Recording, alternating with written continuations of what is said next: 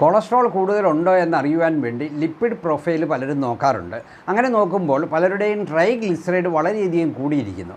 എന്തുകൊണ്ട് ട്രൈഗ്ലിസറൈഡ് കൂടിയിരിക്കുന്നു, അല്ലെങ്കിൽ എന്ത് ചെയ്യണം എന്ന് പലർക്കും അറിഞ്ഞുകൂടാ. ഈ ട്രൈഗ്ലിസറൈഡ് കൂടുന്നതിൻ്റെ ഏറ്റവും പ്രധാനപ്പെട്ട കാരണം കൂടുതൽ കൊഴുപ്പുള്ള ആഹാരം കഴിക്കുന്നു എന്നുള്ളതാണ്.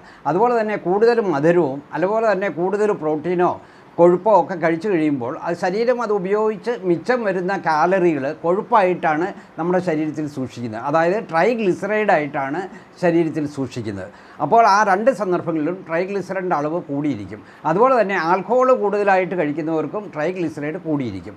ഈ ട്രൈഗ്ലിസറൈഡ് കൂടിയിരുന്നു കഴിഞ്ഞാൽ അതൊരു ചീത്ത കൊളസ്ട്രോളാണ്. അത് നമ്മുടെ ഹൃദയാരോഗ്യത്തിന് ഹാനികരമാണ്. ഹൃദയാഘാതം വരാനുള്ള സാധ്യത വളരെ കൂടുതലാണ്. അപ്പോൾ ഈ ട്രൈഗ്ലിസറൈഡ് കുറയ്ക്കണമെങ്കിൽ ഏറ്റവും പ്രധാനം നമ്മൾ വ്യായാമം ചെയ്യുക എന്നുള്ളതാണ്.